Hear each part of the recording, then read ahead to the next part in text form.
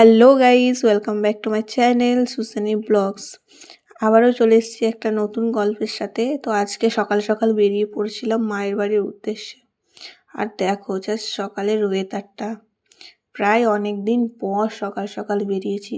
Last কখন বেরিয়েছিলাম সেটা আমার নিজেরও মনে নেই, বাট এই যে সকালের ওয়েদারটা, এতটাই সুন্দর ওয়েদার যে আপনি যদি সকালবেলা বেরোন, মানে বেরিয়ে আমার পুরো মুড ফ্রেশ হয়ে গেছিলো, এত সুন্দর লাগছিল।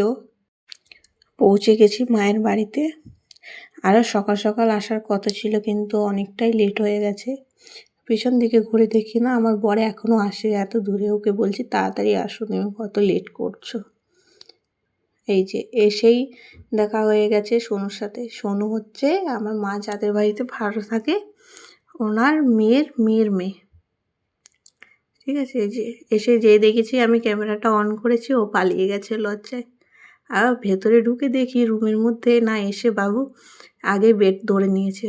ভাইয়ের বেড রাখা ছিল, এসেই সে খেলা করতে লেগে গেছে। দেখো না কাণ্ড।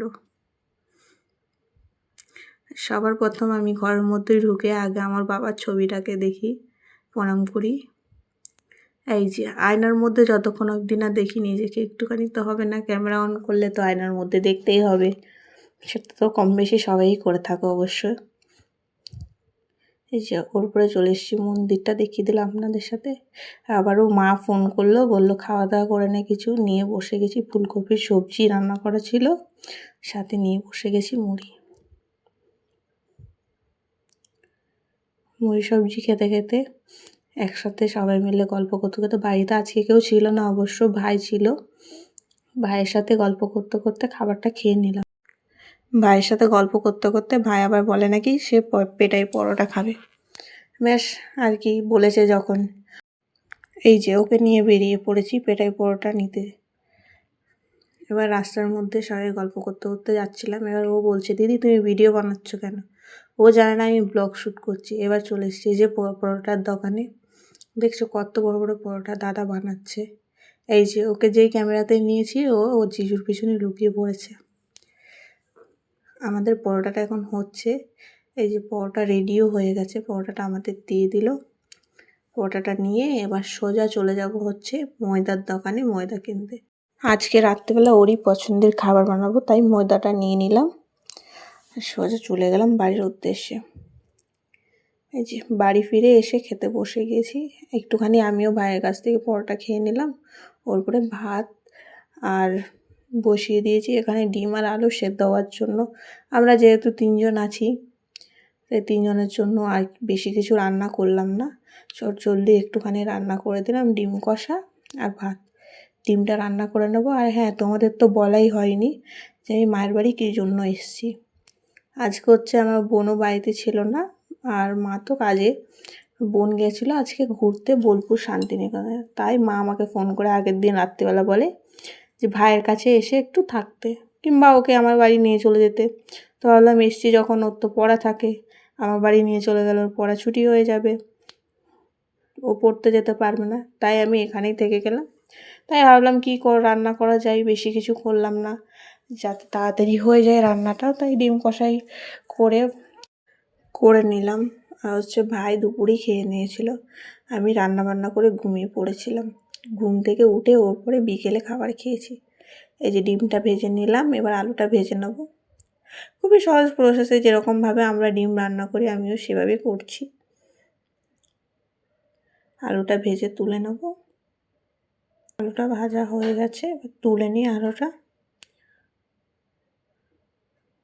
বসিয়ে দিয়েছি। এবার দিয়ে দেবো গরম মশলা, তার সাথে আর একটু তেল অ্যাড করে দিয়েছি। দিয়ে দেবো গরম মশলা, গোটা শুকনো লঙ্কা, দিয়ে দেবো হচ্ছে তেজপাতা। আজকে কিন্তু মায়ের বাড়িতে যেহেতু কেউই ছিল না, বাড়িটা খুব ফাঁকা ফাঁকা লাগছিল। বোন না থাকলে কিন্তু সত্যি বাড়িটা খুব ফাঁকা ফাঁকা লাগে। ও থাকলে পুরো দিন গল্প আড্ডা কত কিছু হয় আমাদের, আর ও না থাকলে পুরো বাড়ি যেন ফাঁকা লাগছিল। ভাই ছিল, ও মাঝে মাঝে একটুখানি মজা করছিল, গল্প করছিল, কিন্তু বোন না থাকলে আর মা না থাকলে বাড়িটা খুবই ফাঁকা লাগে। বাড়িতে যেন কেউ নেই, সবাই বাড়িতে থাকলে একসাথে থাকা, গল্প করা। আর মায়ের বাড়ির তো মজাই আলাদা, সবাই একসাথে থাকবে, গল্প করবে, আড্ডা হবে। ওই যে রান্নার মশলাগুলো সব কিছু দিয়ে দিয়েছি, মশলাগুলো সব দিয়ে মশলাটা কষিয়ে নেব।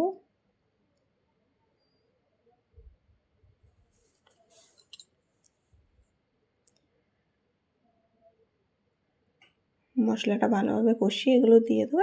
সিম্পল রান্না, আমরা যেভাবে ডেইলি বেসিসে রান্না করি সেরকমই রান্না, এটা আর বলার মতো কিছু নেই।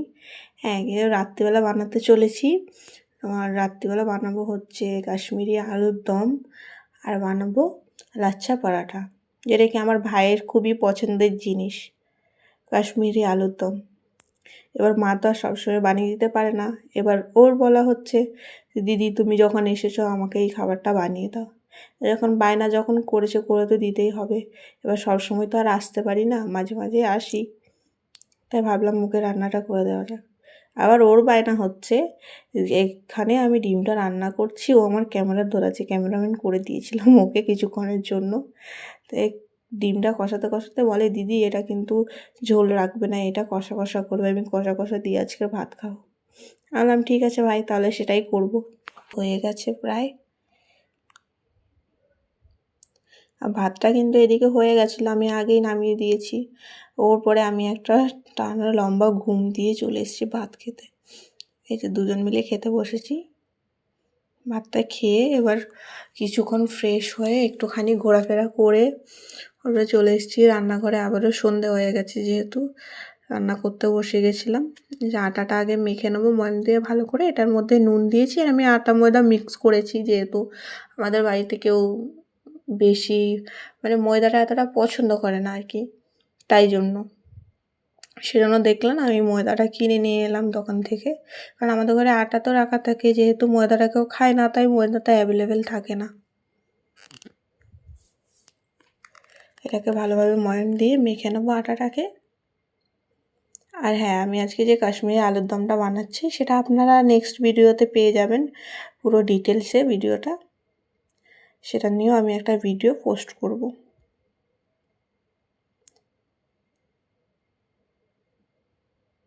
আর এটাকে ভালোভাবে মেখে নেবো। আলুগুলো আমি কেটে নেবো, ততক্ষণ অবধি আলুগুলো কেটে নিয়েছিলাম, এই যে আলুগুলো ভেজে নেবো।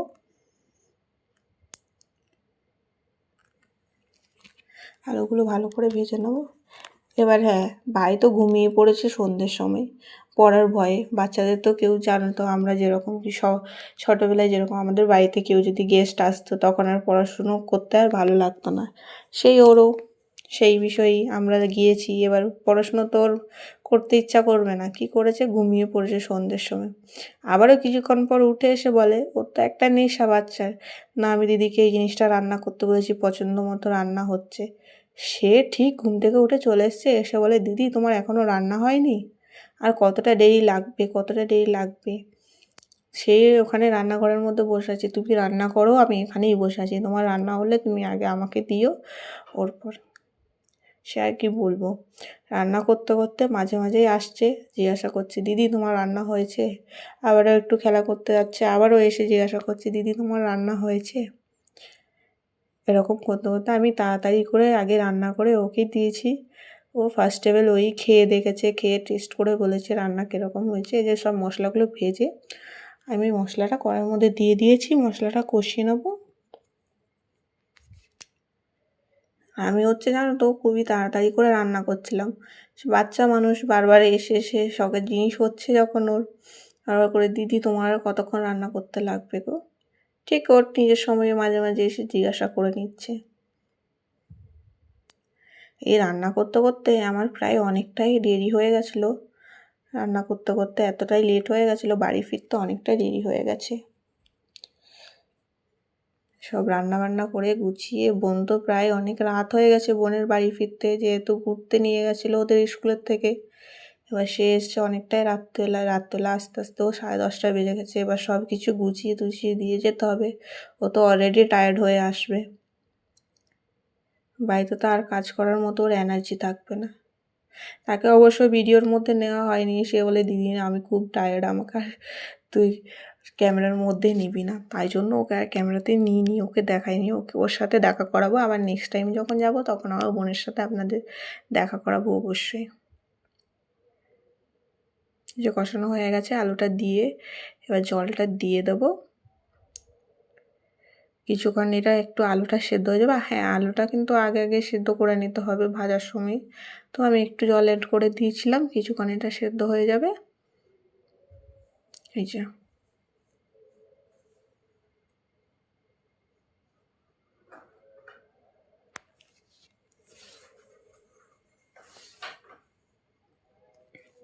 আর সাথে সাথে আমি তাড়াহুড়ো করে ভাইয়ের জন্য তাড়াহুড়ো করে আমি পরোটাটাও বেলে নিয়েছিলাম। এই পরোটাটা একদিকে ভেজে নিচ্ছিলাম আর একদিকে আলুর দমটাও হচ্ছিলো। দেখেছো তো আমি কত ফাস্ট কাজ করি, সব কিছু তাড়াতাড়ি করে পরোটাগুলো সব ভেজে নিচ্ছিলাম।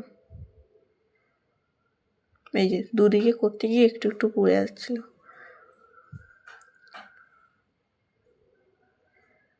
তাড়াতাড়ি করে সব পরোটা ভেজে আগে আলুর দমটা হয়ে গিয়েছিলো, ওর পরে আমার ভাইকে খেতে দিয়েছি ফার্স্টে।